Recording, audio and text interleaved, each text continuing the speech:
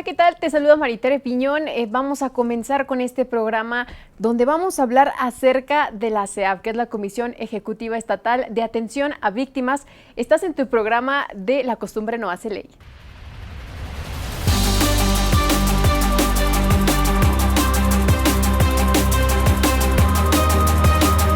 ¿Y qué le parece si ahora vamos a ver esta siguiente información que nos tienen preparada? Las comisiones nacionales pues nacen a raíz del movimiento social de José Martí, de Sicilia, de la señora Wallace, este movimiento pues que inicia en el cual luchan porque se reconozcan los derechos de las víctimas, en razón a que pues estos actores sociales también sufrieron estos flagelos a través de las muertes de sus familiares, secuestros, entre otros factores delictivos que sufrieron, y lucharon porque se reconocieran los derechos de las víctimas y se establecieran y se crearan estos instrumentos jurídicos como son las leyes estatales de atención a víctimas, que pues tienen como objetivo precisamente el crear estas comisiones ejecutivas y a través de estas instituciones se garanticen y se respeten los derechos de las víctimas. Informó Alexia Juárez. Seguimos en tu programa de La Costumbre No Hace Ley y llegó el momento de ir del otro lado del estudio con nuestro compañero Luis Covarrubias, que nos tiene una entrevista preparada. Gracias, Maritere. Me encuentro de este lado del estudio con Verónica Román, directora del Registro de Víctimas de la CEAV. Gracias, directora, por este tiempo. Gracias a ti. Bueno, ¿nos podría empezar a platicar un poco acerca de qué es la Comisión Ejecutiva Estatal de Atención a Víctimas? Sí, claro, es un órgano del Estado descentralizado con personalidad jurídica, patrimonio propio, que se encarga de dar asistencia, atención inmediata, asesoría jurídica y reparación integral a las víctimas de delito y de violación de derechos humanos. ¿Cómo surge la CEAV? Pues la CEAV surge a raíz de desde una reforma a la Ley General de Víctimas en 2013, pues que se crea la Ley General. En 2014 se crea la Ley Estatal y en el proceso de designación se define en el 2015 y a finales del 2015 es que ya se constituye bien como la Comisión Ejecutiva Estatal de Atención a Víctimas. ¿Cuál es la principal finalidad que tienen ustedes como organismo aquí en la entidad? Pues brindar las medidas de asistencia y ayuda inmediata implica la atención médica, psicológica, medidas de protección, medidas de aseguramiento y la asesoría jurídica, brindar de abogados que los acompañan a las víctimas dentro de todo el procedimiento, desde la denuncia hasta todo el proceso penal, que asuman la representación jurídica de ellos y llegar a la reparación integral. Habla usted de una reforma que se dio en el 2013 donde se le da un peso más importante, donde se le reconoce a la víctima como tal. ¿Cuál es para ustedes el paradigma que hay en el tema de justicia a nivel país y a nivel estado? Bueno, sí, como bien lo dices, sí surge a raíz de la reforma del 2013. Previamente, en 2008, hubo una reforma que implica la reforma del nuevo sistema de justicia penal, en el que sí se le da más atribuciones a la víctima para que puedan intervenir dentro del procedimiento penal. Pero la Ley General de Víctimas es más amplia, lleva más allá a proteger a la víctima, no tanto en el proceso penal, sino implica otras materias como en la vía familiar, en la vía civil o hasta en la vía administrativa. Por eso es más garantista el logro que se llega a través de la Ley General de Víctimas. ¿Cómo reconocemos a la víctima? Ustedes como dependencia, ¿cómo es que reconocen a quienes están en esta situación? Bueno, como víctimas ya la dependencia llegan a atención inmediata. Primero se les atiende en situación de crisis, se les controla y posteriormente si necesitan asesoría jurídica se les canaliza al área de asesoría jurídica y llenan un formato. Este formato es el que nosotros posteriormente estudiamos y corroboramos si sí hubo afectación. La calidad de víctima se acredita. ¿Qué le parece si antes de continuar con esta explicación vamos a ver esta cápsula y regresamos con más aquí con usted? Javier Bucio Gómez compartió con nosotros cuál ha sido el marco normativo de la SEAP. Sí, mira, pues primeramente a nivel nacional parte de la Constitución política, de ahí se generan algunas obligaciones, posteriormente surge la Ley General de Atención a Víctimas, que da obligaciones tanto a los estados como a los municipios, y eso obliga al estado de Michoacán a crear una ley estatal de atención a víctimas, que es publicada mediante decreto de fecha 10 de diciembre del 2014. Es la ley que nos rige. Ya posteriormente se vino trabajando el reglamento a la Ley de Atención a Víctimas, que se fue publicado aproximadamente en el mes de noviembre del 2015, y se ha venido trabajando también en el reglamento interior de la Comisión Ejecutiva Estatal de Atención a Víctimas. Se publicó el 31 de diciembre de este año pasado. Reportó Julio Villegas. Estamos de regreso después de ver esta cápsula informativa. Vamos a continuar con nuestra entrevista aquí con la directora de Registro de Víctimas. Nos estaba platicando acerca de la acreditación en el proceso de reconocimiento a una víctima. ¿Podría continuar con este tema, por favor? Sí, mira, a una víctima se le reconoce como tal cuando se acredite el daño. Puede ser a través de determinación del Ministerio Público, a través de determinación de un órgano jurisdiccional y por recomendación de derechos humanos, pues de un organismo de derechos humanos, llámese desde la Comisión Internacional, la Comisión Nacional o Comisión Estatal. Y también la Comisión Estatal de Atención a Víctimas da esa determinación a través de todo un estudio que se hace agotando, primero corroborando datos y después pasa a través de un análisis de corroboración de datos. ¿Alrededor de cuánto tiempo es lo que tardan? Depende de cada caso. Okay. Pero sí, partimos pues también de los procesos que se estén agotando, procesos ante el Ministerio Público. Muy bien, vamos a regresar con esta entrevista en el siguiente bloque. Vamos con Maritere. Maritere, vamos contigo. Muchísimas gracias, Luis. ¿Qué les parece si vamos a hacer una breve pausa? Continuamos con más en su programa de La Costumbre No Hace la Ley.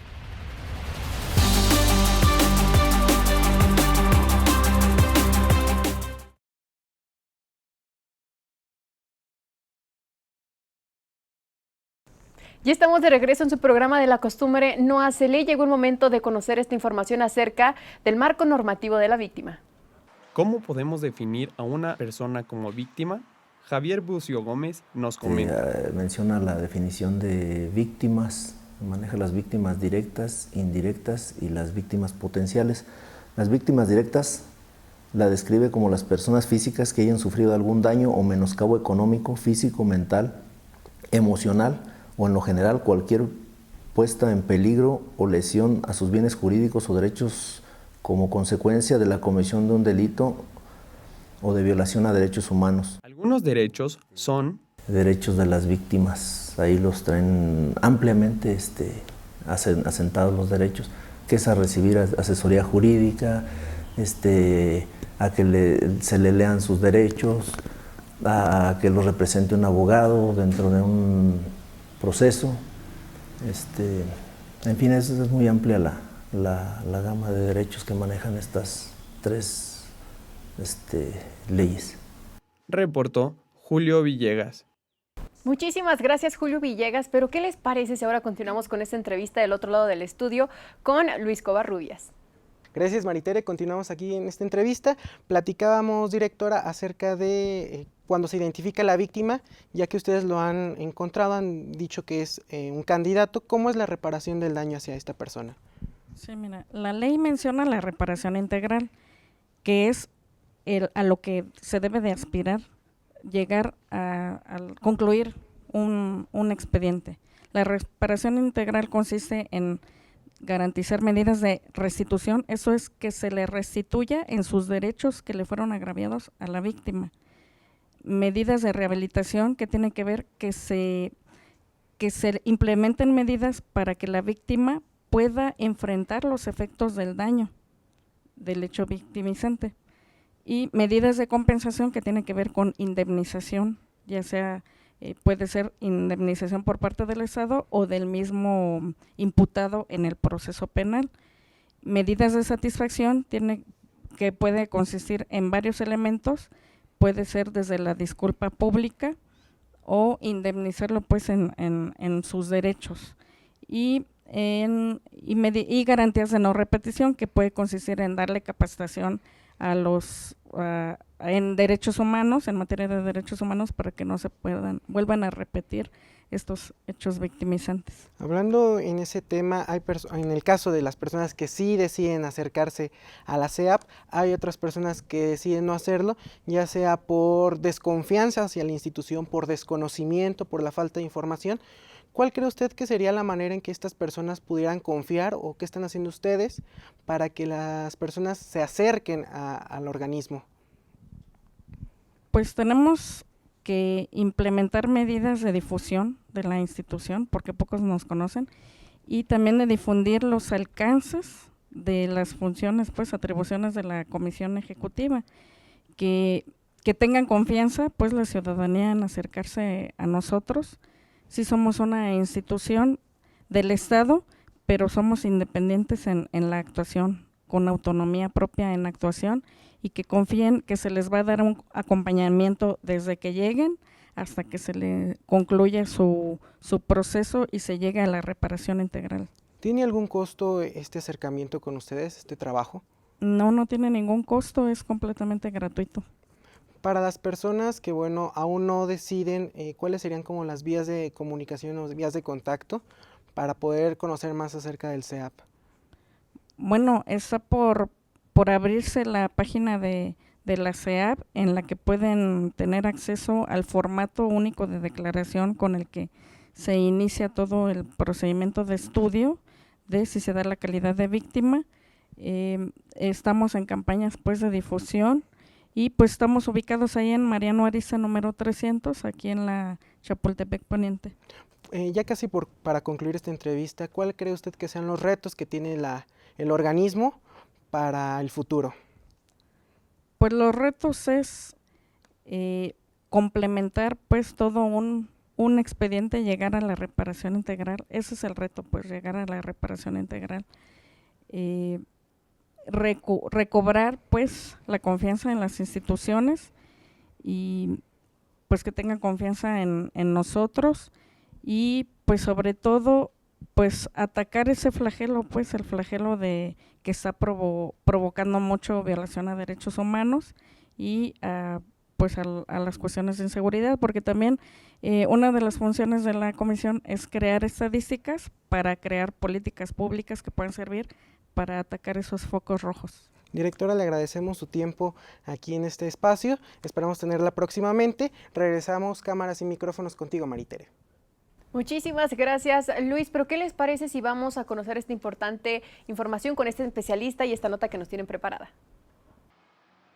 La problemática de las víctimas ha tenido un impacto principal dentro de la sociedad mexicana, la cual se ha desprendido gracias al apoyo nulo por parte del Poder Superior del país. Así nos lo compartió Javier Bucio, director de Asuntos Jurídicos de la Comisión Ejecutiva Estatal de Atención a Víctimas. La situación se desprende de que en años anteriores no se le daba mucha atención a la víctima. Siempre, lo que es en materia penal, siempre se le dan lo que es la asesoría, la defensoría pública, da un abogado defensor a lo que es el imputado. Uno de los grandes apoyos que se le ha brindado a las víctimas con la aparición de esta comisión y de otros códigos penales para su protección son el poder de designar un defensor jurídico en el acto para que pueda representarlo dignamente.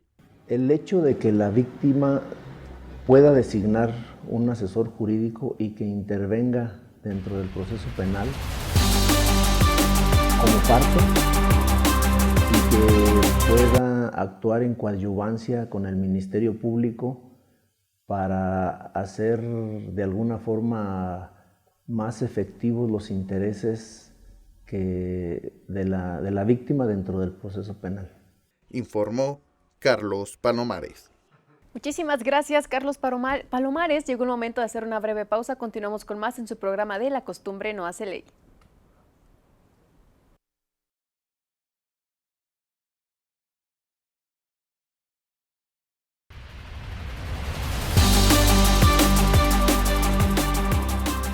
Ya estamos de regreso en su programa de La costumbre no hace ley. Estamos abordando el tema de la Comisión Ejecutiva Estatal de Atención a Víctimas. Le invitamos a ver la siguiente información. La Comisión Estatal de Atención a Víctimas, CEAV, por sus siglas, es una comisión proveniente de nivel federal a cargo de 3 comisionados que brinda ayuda a la sociedad en general si es afectada por algún problema. En el estado de Michoacán, esta comisión tiene un alcance de 6 unidades regionales en las cuales se busca garantizar los derechos de la víctima, como también los diferentes servicios que prestan a la sociedad. Así lo comenta Marisela Alcaraz Núñez, secretaria técnica de la comisión. En el interior del estado cuenta con 6 regiones, 6 unidades regionales que proporcionan todos los servicios que de forma centralizada se prestan aquí en la ciudad de Morelia, se prestan a través de estas unidades regionales.